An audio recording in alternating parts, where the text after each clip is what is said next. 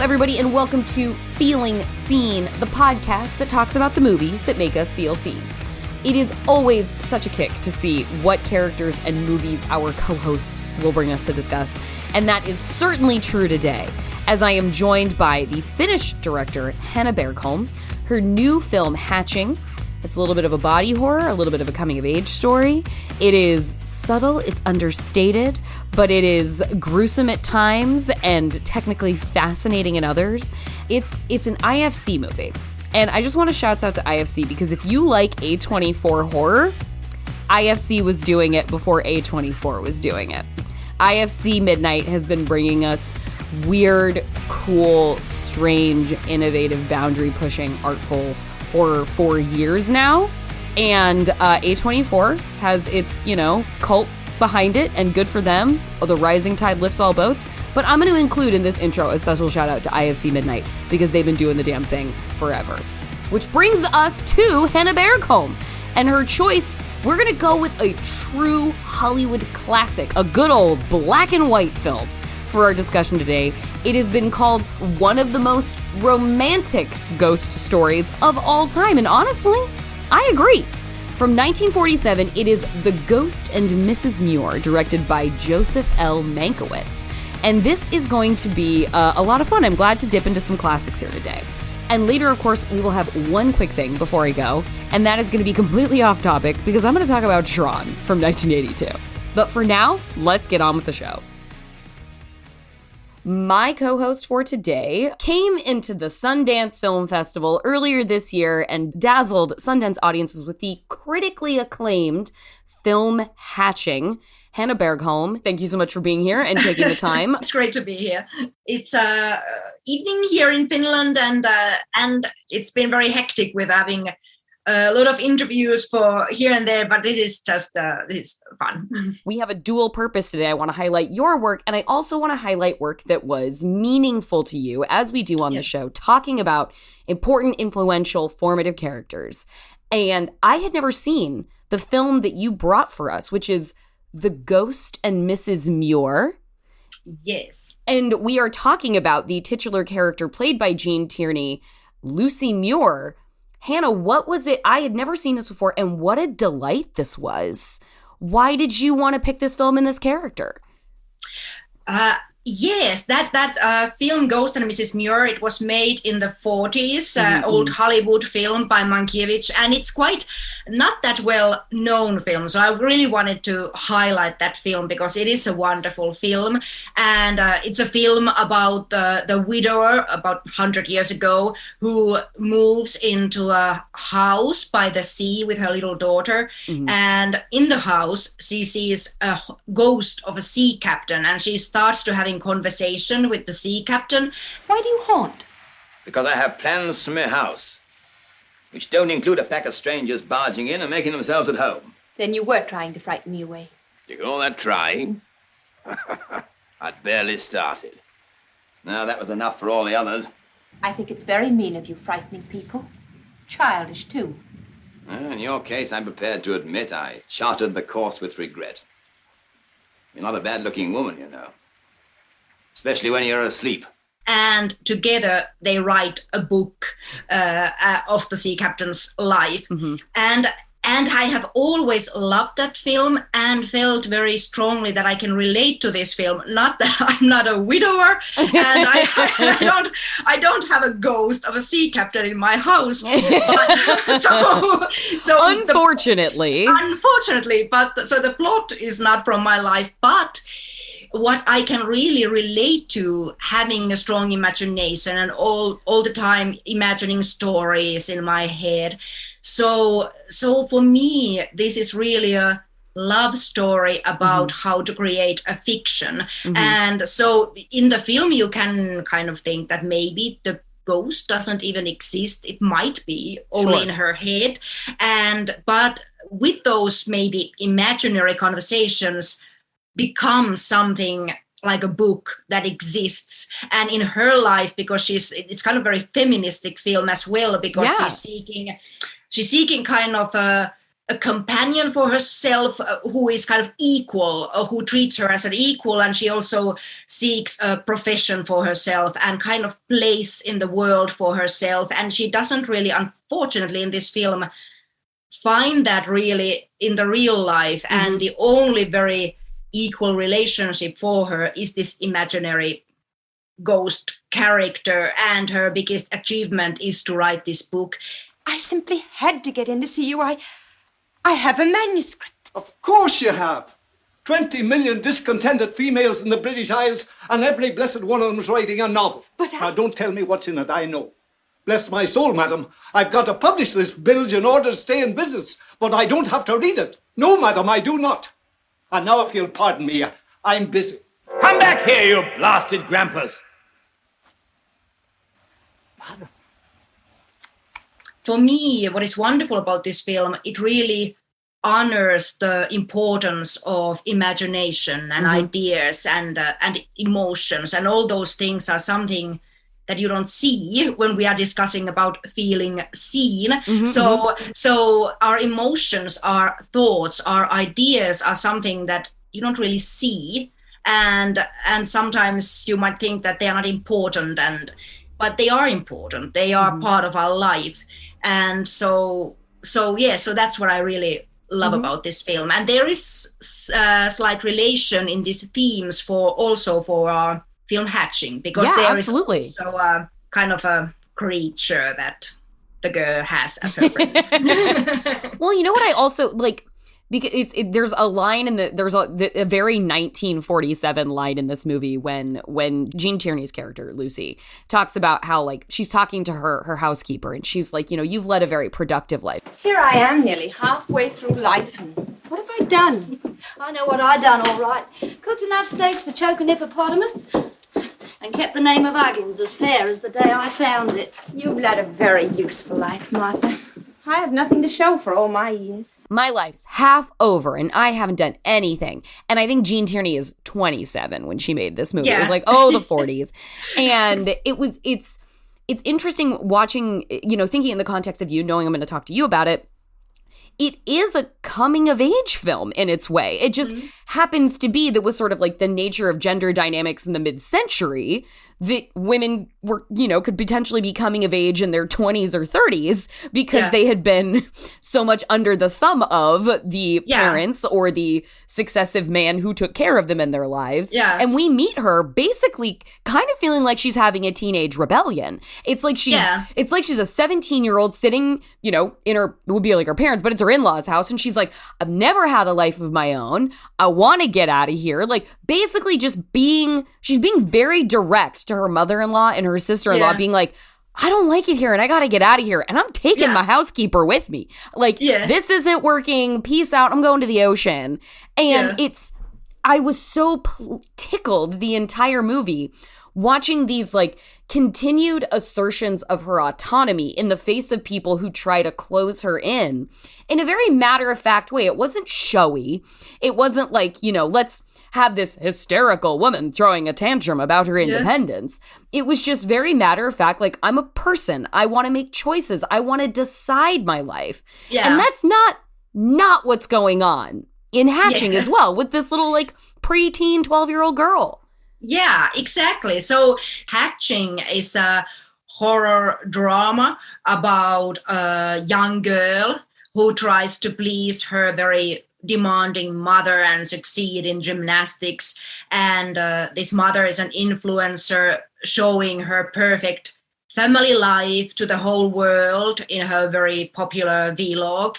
So the daughter has all the time to perform and be perfect. And one day she finds a bird's egg and takes it home to her bed and starts hatching it, and until out of the egg hatches something unexpected. Something. So in our film, the girl is just a preteen, but basically that is the same situation, that she's really under her mother's total control, because the mother treats her daughter as something that is just belonging to her and is there to fulfill the mother's dreams. And the girl also feels like this Miss Muir, that she doesn't have anything of her own. Yeah. And I also feel that in Hatching, the most real relationship to me is between the girl and this creature that she kind of hatches out from an egg. And how old were you when you saw Ghost and Mrs. Muir? Because you are a fan of classic cinema. When did this come into your life? Yes, I was quite young, maybe something like 10 or something. Okay. Yeah, I was quite young, and I have always loved, even as a child, I felt that this is really my film, even though I wasn't a widow even then. But and I always loved the sea and the seagulls, and the film is also, the whole atmosphere is the seaside. And we definitely have lost our way in movies when it comes to people moving to a cliffside sea home. Yeah. We need to do that more. We lost track of that. Yes. Yeah. So yeah, I've always loved that film and how it gives honor to this imagination and creation. And did you feel like when you were growing up watching movies from a young age, did you feel like it was normal to see a character like Lucy, who was so forceful about her independence and her intention to make a life of her own? Did anything about that feel set apart from other heroines, or was that just kind of like, no, I expect this from my film characters? No, it was totally different from many other films, because in so many films I had watched loads and loads of classic films and from all different countries. And yeah, they are very cool male characters, but usually women are just, they are just basically objects, or what they only thing they want is to find a man. And it was so refreshing to find a story where this woman, first of all, well, she also kind of would like to have a companion, but that is not her first goal at all. Her first goal is to have a life of her own and have independence. And that was so refreshing. And also, since many, many years, when people ask you that if you could be a character in a film, who would you like to be? And then I have started to think that, okay, well, I want to be a woman, and I want to be someone who really kind of is complex, interesting character, and who ends up being the leader of the world, because I want to be a leader. and so, I mean, whatever it means, it could be the leader of a village or the world or spaceship or whatever. Sure. And that I don't get raped during the travel. Yep. I don't maybe have to show my breasts to the whole world, and that I don't die in the end, or that becoming a leader doesn't mean that I have to lose all the love of my life. And then I start to think that, okay, this is what I want to find. And yet today, I haven't found that. And I really start to think and I wanted to be a lead character, not a side character. And that is very tricky. And even in Ghost and Mrs. Muir, it's quite sad story. So she doesn't really become a leader. So and there are so many stories of men that fit to this description, but not really of women. And that is something I'm still searching. A thing I thought was interesting watching this was I kept waiting for something, like, we open this, she's a widow, she's lost her husband, but I feel like I'm so trained to expect danger for women that I kept waiting. I was like, okay, now something horrible is going to happen to her. Like, I was waiting when she went to the publisher and she's like, I've got this, I've been communicating with a dead sailor and he told me his biography.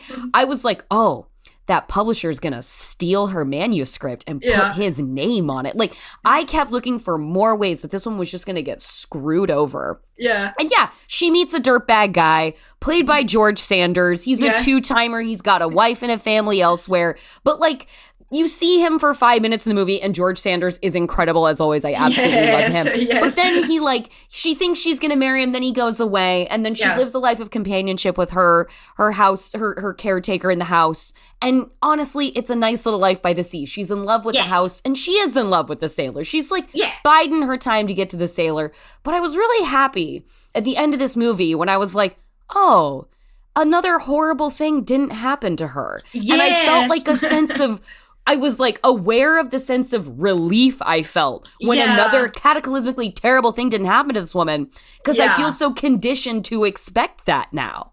Yeah, exactly. And it is really in many films, if there is an independent woman, she really needs to be punished in the film. Punished. Yeah, exactly. It's like Thelma and Louise, which is a great film, but I mean, they run away from men, and in the end, they drive down from the cliff. So it's like, oh dear. Yeah. Oh God. And it feels like, because, you know, her, in like the women's pictures that were like women's films of that really thrived in the sort of mid-century area that were very big in like the 30s and the 40s, and the kind of peaked around World War II. They were carried by legends like Betty Davis and Joan Crawford, and it was a very interesting time in cinema for women, because you had studios targeting female audiences heavily during the war effort, when presumably men were off, you know, fighting the fight, and women were home fighting on the home front. But there was a large base of women that they were like, we should cater to these people who are out here seeing movies while their husbands are away. And there's this tension between like, so many of those films are like rooted around domestic concerns of like the wife, the mother, but also they're films that featured women and their stories and their interests in a way that feels almost exceptional even now in the volume of films we got at the time. And as somebody who is a classic film lover like yourself, I wanted to know if you had any thoughts about the way we just sort of like dropped off the women's picture for a really long time. Yeah, true, and very good point. And that's what I'm really missing, to have these female stories and female gaze in films, and having some characters I could really relate to. And that was also the reason why we started to plan the story of Hatching with the screenwriter Ilya Rautsi. So when he told me his first idea, that was that a boy hatches a doppelganger out of an egg. So I immediately wanted to change the lead character into a girl, exactly because I feel that I really need to see more stories about girls and women in films. I love this house. I felt I must stay here the moment I saw it. I can't explain it. It was as if the house itself were welcoming me and asking me to rescue it from being so empty. You can't understand that, can you? I suppose you think I'm just a silly woman. That's the way I feel. Well, might be some truth in it of that. I felt that way about a ship once. What is it about classic film that really speaks to you? You've cited 20,000 Leagues Under the Sea as like an early favorite of yours. You talked about loving Kurosawa and Visconti, and obviously you've brought this movie today. Like, what is the sort of siren song of those films and sort of classics of yore that really appeal to you and really raised you on film? Why do they speak to you so much? Well, I have always liked many kind of films from different eras, also very new films. So maybe what I really love about some of my favorite films is this very visual storytelling, and also in Ghost and Mrs. Muir, kind of giving, the plot is quite simple actually, but then giving space to the music and images and just the sea roaring and kind of telling about the characters' emotions through the visuality and the audiovisual style of the film, and that is something I really admire and appreciate, because for me this kind of audiovisual language of the film is kind of, for me, kind of direct link for emotions, even more than just plain words. And you know, one thing I realized while I was watching this, I was like, are my favorite male characters men who are dead, who have no tangible corporeal form, and so therefore can pose no like physical threat to women? I found myself becoming more and more endeared, because like obviously you warm to the captain because the captain warms to Lucy, who he calls Lucia because he wants her to have a bold name befitting adventure. My name is Lucy. Doesn't do you justice, my dear. Women named Lucy are always being imposed upon, but Lucia, Now, there's a name for an Amazon. For a queen. I realized that I started to like him more, not only because he warmed to her, but because I was like, you can't hurt her. Yeah. You can't hurt her. And then when George Sanders enters the frame, and he's immediately close to her. Yeah. He is within inches of her Yeah. every time he's speaking. And I was like, I found myself having this really like almost repulsed reaction of like, get away, get your face away from her face. Yeah. And I really wanted the guy back who didn't have a body to touch her body, because it's freaked me out when he did. And I thought, like you were saying about like, you know, you want to rise as the leader, become the hero of the story, but also not fear sexual assault and not have to like pay your way through by like exposing your body when you don't want to. And I was like, wow, the measure of relief I'm feeling in a movie when I know a man cannot physically touch a woman is shocking and disappointing.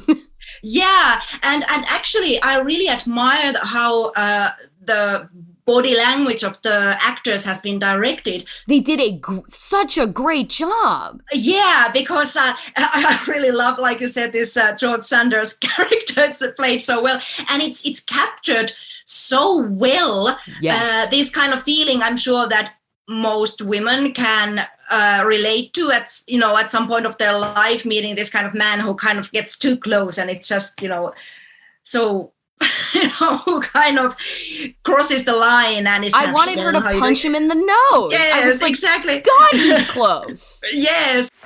My husband is dead. Oh. Oh? Oh, I do wish he'd hurry. Well, there's no rush now. We'll get there in time.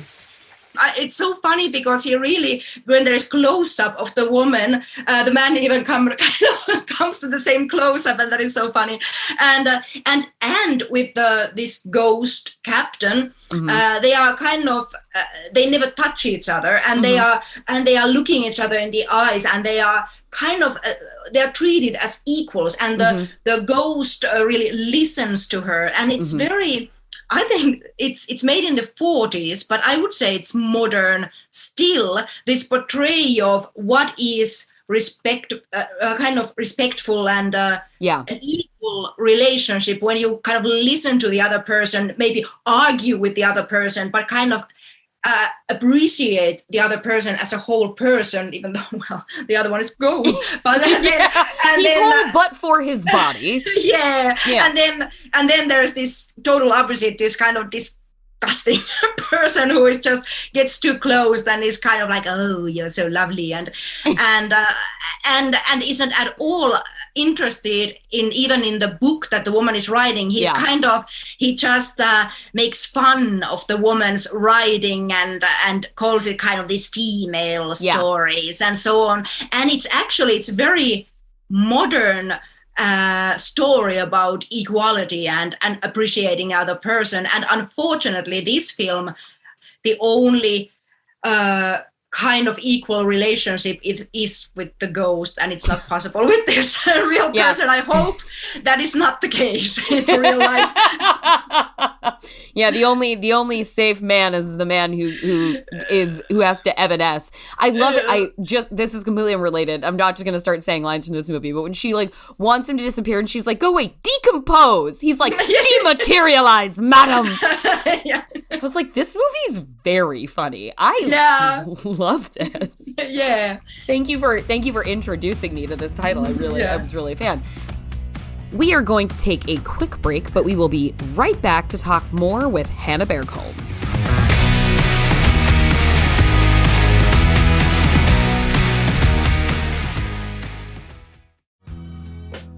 Thank you so much to everyone who participated in this year's Max Fun Drive. If you're a member who wants to purchase additional patches, our annual shop is now live.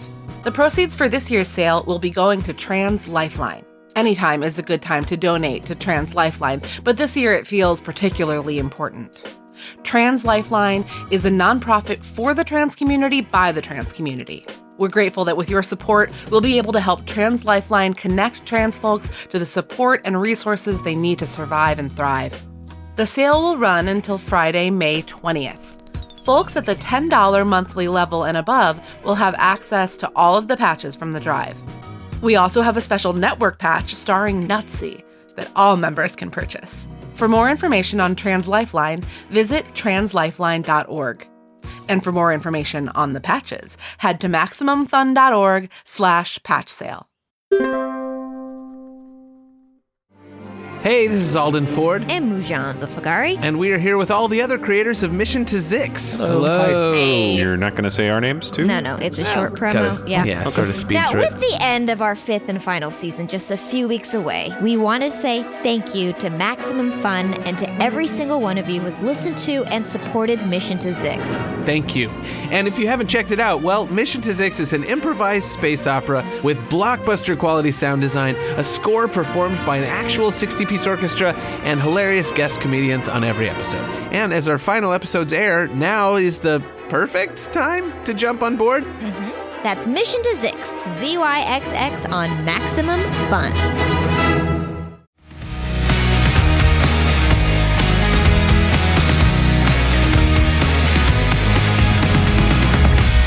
Welcome back to Feeling Seen. I'm talking to Hanna Bergholm, who's joining me remotely from Finland. Her new movie is called Hatching, and it follows a young girl coming of age through her journey raising a monster egg bigger than her that contains a creature roughly her own size. So that's alarming. And the character that Hanna felt seen by is Lucy Muir from the 1947 classic The Ghost and Mrs. Muir. So let's get back to business. One of the most fun things about this format of talking to people is like when I'm watching the things they bring to the table, I get to put what I'm watching specifically through the lens of the individual that I'm going to speak to and like their work. So I'm watching this and I'm looking at like, you know, this woman who is persistently over the course of the movie, like bucking the expectations of her as a delicate feminine woman in this world who should be taken care of, who should be looked after, who shouldn't swear, who shouldn't say the word blast, who shouldn't tell people to pipe down because it's too harsh of language. And then thinking about that too in the context of having seen Hatching and watching this character who like this tiny little, preteen character who is just the horror of this movie is the expectations that her mother has on her, that she has for herself, and that sort of the construct of being a little girl places on her. And I was feeling a lot of through lines between the two of them because I had because I had it at the forefront of my mind.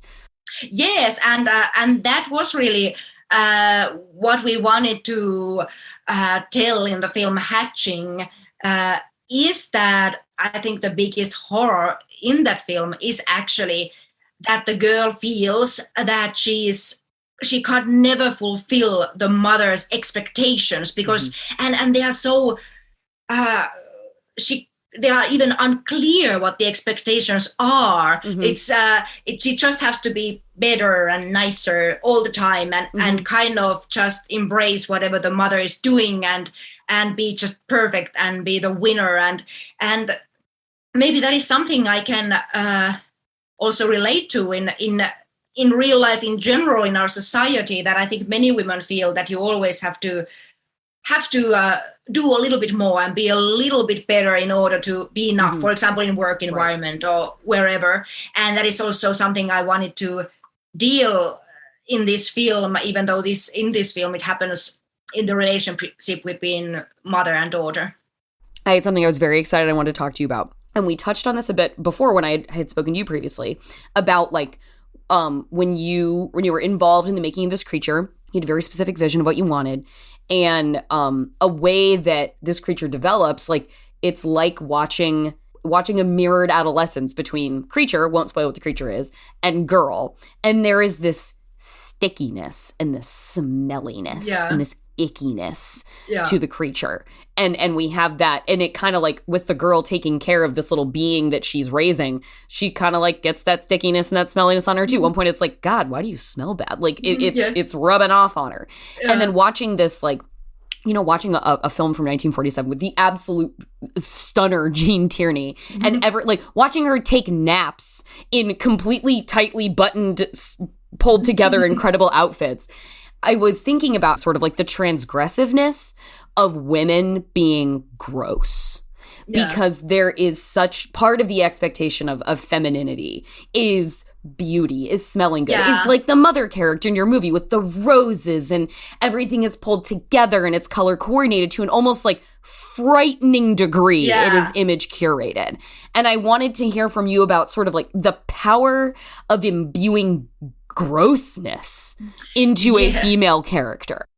Yeah, that's what I really wanted to visually portray in the film, so that the overall aesthetic is very kind of what you would consider feminine, very kind of pastel colors and a lot of roses, and everything is so lovely. Yeah. And then something, I think it's weird that all the stickiness and smelliness and slimes that belongs to women's body and female life is something that you shouldn't talk about. Even, the commercials that we have of, periods, the period blood is always blue. And so it's like, what? Blue gel from a tube.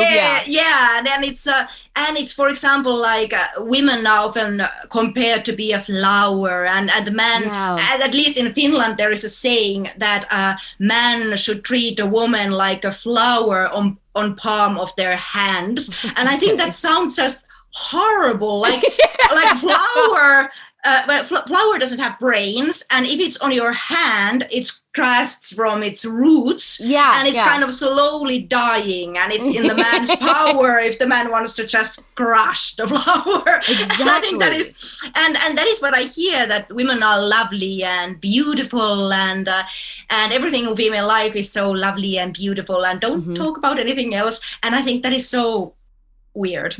Well, yeah, that the movie, the Pixar movie recently that came out, Turning Red, there was that whole like, I'm not going to say it was the conversation on everyone's lips, but there was certainly a few days on the internet, on Twitter, where it was people being like, some individuals being like, this is really too young to be talking about periods in a film for young kids. And the idea of talking about adolescence and puberty and menstruation was just so galling to some people. Yeah. And it's like, you realize that not talking about it doesn't make it unexist, right? Yes.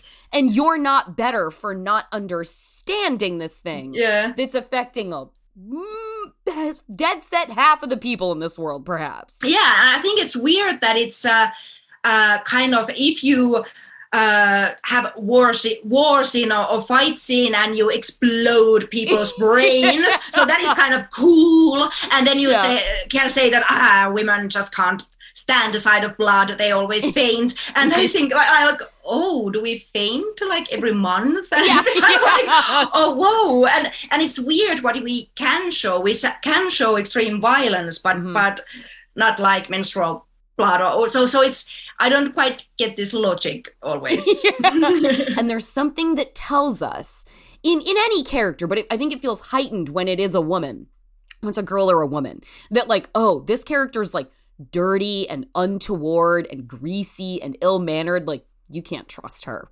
Yeah. She's clearly not a girl on the up and up because she's a goddamn mess. Yeah. I think that's so interesting and damning, the fact that there is that like subconscious that's been so reinforced that like subconsciously I can pick up on that. I wanted to hear about the challenge of like likability, but also not caring about likability necessarily when you're writing your own heroines, especially when they're going through something so messy as a movie that revolves around like coming of age and puberty and bodies. It was actually a real joy to kind of create this the creature and the relationship with the creature and the girl in our film. And also what I really wanted was that the creature is not just an evil character. So it's kind of disgusting in every way, but I really wanted to design the look of the creature and their relationship in a way that you can really relate to it, and you can also kind of like the creature despite of what it looks like. And also the very important thing for me was that even though the creature looks disgusting, Tinja, the girl, is treating the creature in a loving way and says to the creature that you are beautiful. And I think that is a very important thing. Yeah, especially since she's not really receiving that same message from her own mom. Her mother. Yes, exactly. Yeah. Now, remind me, what are the names of the actresses that play Tinja and her mother? Yeah, it's Siiri Solalinna. Siiri is the who played Tinja, and Sofia Heikkilä. Sofia is the one who played the mother. Obviously the maternal horror, like the scourged mothers of horror is its own incredible like canon of villains. And the mother in your movie, I think, just holds up to any one of those with that sort of like uncanny happiness. Yeah. And acidity, acerbic hatred that pours off of her while she's like draped in cream colors. Yes. And covering her house in flowers. Yeah, exactly. And that's how, for example, with the screenwriter Ilya, we really want to write her in that way. And also when we designed the look of the mother with our makeup artist and with our costume designer Ulrika Sjölin, and so I really wanted her to have these kind of beautiful floral soft colored dresses and very kind of soft waves, and light makeup, so she looks kind of lovely in every way. But then we got the idea of having very sharp nails for her and very sharp heels to kind of hint into this sharpness. And I think about this character myself. I also kind of feel sorry for her as well, because I think she's kind of person who, like her daughter, also is kind of desperately trying to please, but she's trying to please the whole world through her vlog. Kind of, I think she's trying to get kind of likes and love and hearts from her anonymous viewers just by kind of, look how wonderful I am and how wonderful my life is. And I think that is quite sad, actually. So I think in a way she's doing the same thing as her daughter, kind of trying desperately to be perfect in order to get some appreciation. There's a professor named Jack Halberstam who he has written a bit about like body horror and such, and he talked about I heard him talk about how he thinks that one of the worst things that's happened to queer cinema was when they when they took away the restrictions of the Hays Code. Like there was so much more creativity under these laws and restrictions. People had to be subversive. People had to work in metaphor, and they had to work under the surface. He's like, and then they lifted the code, and it's all right there, and it's obvious, and it's boring. And so he's like, listen, for the past 60, 70 years, we've been in a trough because they took away all the rules that made us more inventive. And like we were talking about the women's picture of the mid-century, where it almost feels like they gave women too many movies. And so then the war ended and men came home and they were like, we've got to pull back. We've given women too much. And we better start dragging that backward and siloing them off again to supporting roles.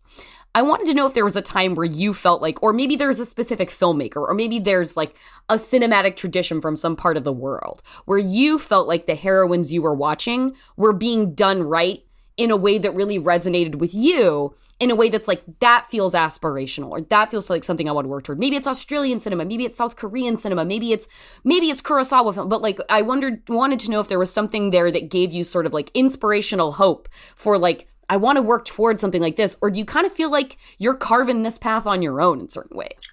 Well, huge question. Take your time. Yes. Because that is a question I have been searching answer for that for a long time. Yeah. I must say that I love the female characters, like in James Cameron's films. Okay. Even though they are very kind of action films and very manly films, and like Avatar and all those, but actually, well, and usually those women are not protagonists; they are often side characters, but they are always. We got our Sarah Connor in there. We got our Ripley in there. Yes, we do, and they are great characters. And anyway, even though they are might be side characters sometimes, they are kind of real person. And that's what I love about them. And some other old filmmaker that I always love is Howard Hawks. And because in his films, there's a lot of humor in them, and there's a lot of kind of camaraderie, kind of a friendship between women and men. And that is something very joyful to see. And they're often very kind of comic films, but there's a lot of kind of cool humor in them, and I always kind of love those. And you mentioned the films from the 40s in Hollywood, and from the early 50s also, like for example, All About Eve, which is all kind of women's film, and one of my top 3 favorites of all time. Yes, all time. God, masterpiece. Yeah, that is wonderful, and I really love that film. It's so rare that it's really about relationships between women. It's really women's film, and that is really cool. And they are such interesting characters, and that is so rare and wonderful. And for example, those are the kind of filmmakers, very different from each other, but that I have loved. And of course, the kind of like Jane Campion and all those. But I think I'm still kind of searching to find more. Yeah. Well, okay. I guess then one of my, I guess a wind down question would be then, your Tinya is, obviously in movies, just by virtue of plot and story, I'm not like giving anything away, like a character is faced with a critical choice. Like they have to make a critical choice about like how they want to proceed in their final form toward like, all right, how am I gonna be and how am I gonna grow from when the time this movie started? And this is a genre movie that there's a sort of, it becomes like a choice between sort of like the monstrous and the sort of like the polite, the socially sanctioned. And what I wanted to know from you is that where you're at with your career and creatively and the work you're able to make, and I hope the work that you're able to like, that you're pitching and that you feel like you're getting responses to and whatnot. Do you feel like you are still in a position where you have to carry the burden of that binary between maybe your monstrousness and your more soft, socially acceptable side? Or do you feel like you are at a place, is the sort of industry or world around you at a place where that choice isn't necessarily forced on you? Or does it still feel like a balancing act? Well, I really want to think, and that's how I'm thinking, that I have a choice and possibility to do what I want to do, and not to, as a filmmaker, to kind of try to please others, but just do what I want. And I think that's how all filmmakers should think. So that's how I want to think. Yeah. Well, that was something that really surprised me about the end of The Ghost and Mrs. Muir, which is it's a fascinating movie to watch in 2022, because I wonder, like, if you're watching this in 1947, are you looking at this woman and being like, oh, she had this sad life by the sea, and then, waiting for eternity with her beloved sea captain ghost. When we were writing the book, I was happy. We were accomplishing something together. Now, when I try to think about the future, it's all dark and confused. Like trying to see into the fog. But I was watching it, and I feel the melancholy in the framing of it. Like, this movie, guys, we go through Mrs. Muir's entire life in this movie. Yeah. Like, the last thing we see of her, she's an old woman. We go through the whole thing. And, there is clearly the sense of melancholy. Her daughter grows up and goes off to get engaged, and she's like, and we, me and Tom want you to come live with us, in like their mid-Atlantic accents, which we need to bring those back too. Yeah. And she's like, no, I'm gonna die in this house. I can't explain it. I love this house. Here's where I'm going to stay. This is 1947, so she wrote one hit book, and she can live in this house for the rest of her life, financially stable. It's great. She has her truly best friend and housekeeper, Martha. And I looked at her and I was like, oh, that's a pretty rad life. Like, she lived with her best friend forever. She stayed in the house she loved. She was by the ocean. She wrote the book she didn't know she could ever write, but she did. She had this extraordinary connection with a ghost that has never really left her. And I felt such a sense of, like, peacefulness around her character when it came to the end. And I was like, shit, did this woman in 1947, like, the way I'm watching it through my 2022 lens, did she get to have it all? Because I kind of felt like she got to have it all, and that felt without having to suffer another apocalyptic trauma along the way. And it felt so rare, and I really liked that about it. Yeah, and I really agree, and that's how I also see the film. Of course, it's kind of sad, and like how she says that at times it has been hard and so on, but that's how life is. Life is not always just happy. There is sadness in everybody's life, and so, but in the end, she's independent and she's living with her best friend, her own life in the house of her own, and what she loves, and she has created something, and she has the memories, and it's very interesting that where she says that I have the memories, even though it might have been a dream, and I really love how it gives homage and honor to this, maybe just imagination, but at least you have that imagination, and that can be value of its own, even though you might be alone. If you have your imagination, your ideas and emotions, it's also important. Well, it's asking a great deal to expect anyone to trust her whole future to someone who isn't real. But I am real. I'm here because you believe I'm here. And keep on believing. And I'll always be real to you.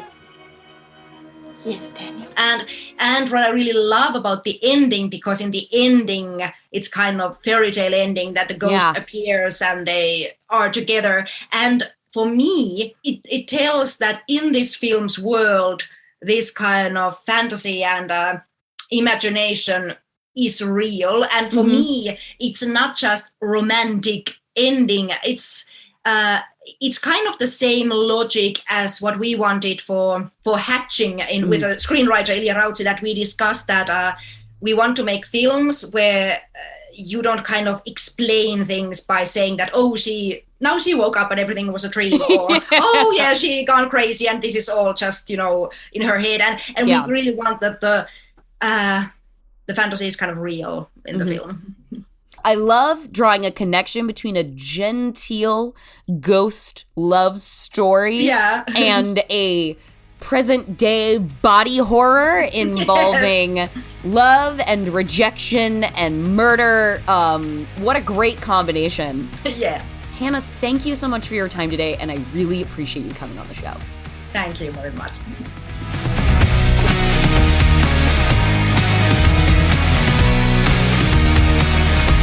Thank you again to Hanna Bergholm.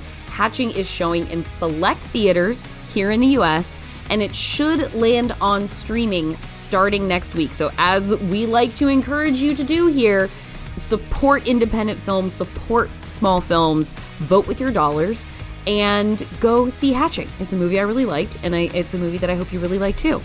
And now for my completely unrelated one quick thing before I go. I just want to talk about the movie Tron, you guys, because it was one of my first favorite movies in this life, and I had the privilege at the Aero Theater in Los Angeles of seeing that movie for the first time on a big screen.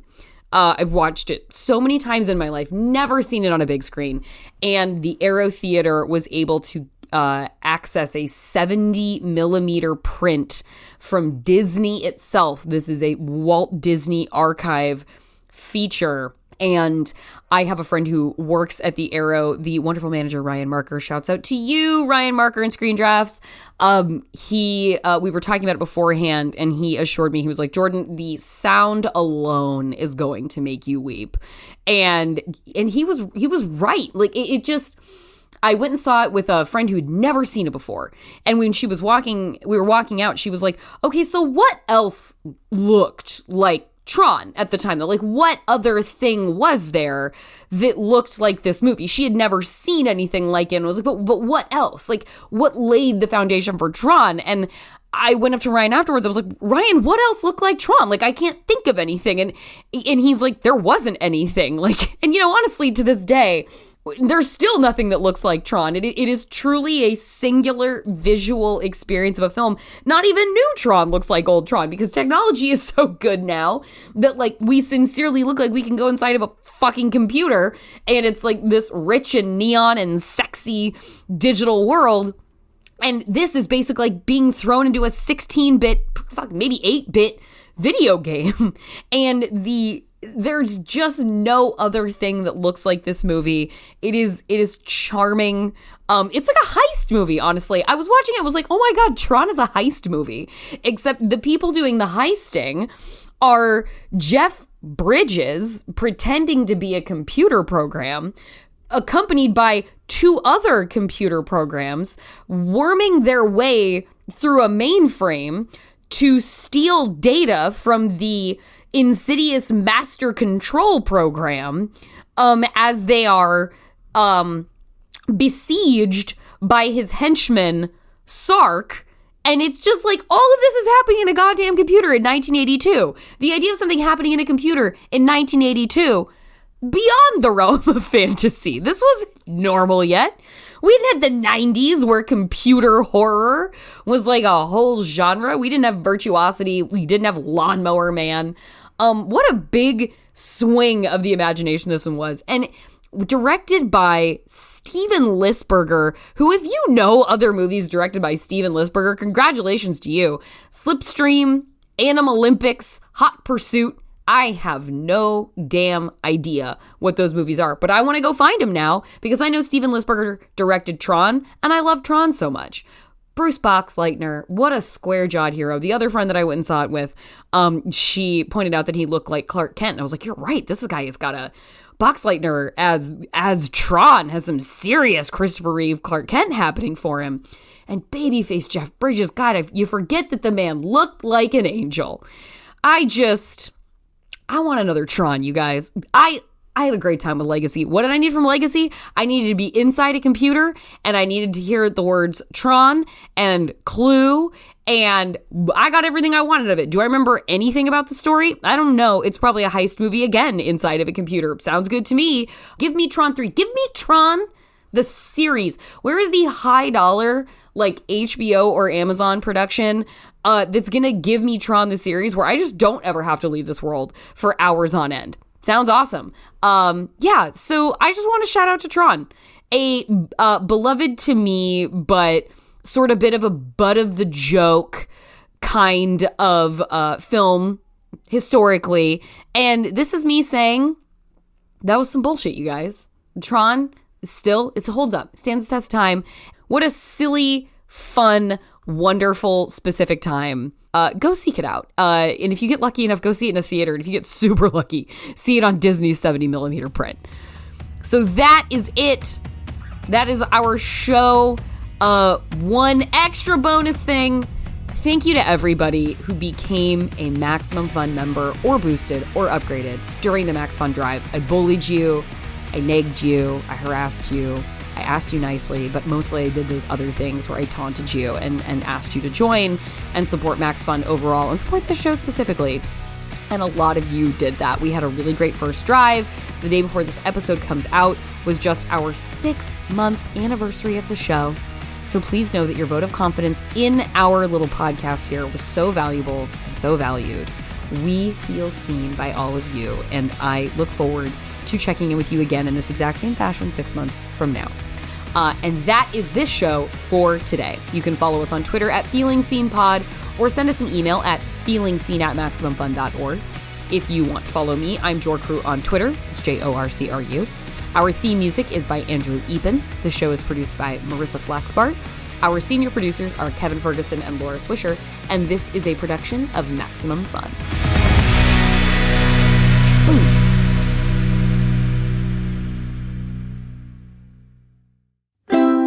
MaximumFun.org. Comedy and culture. Artist owned. Audience supported.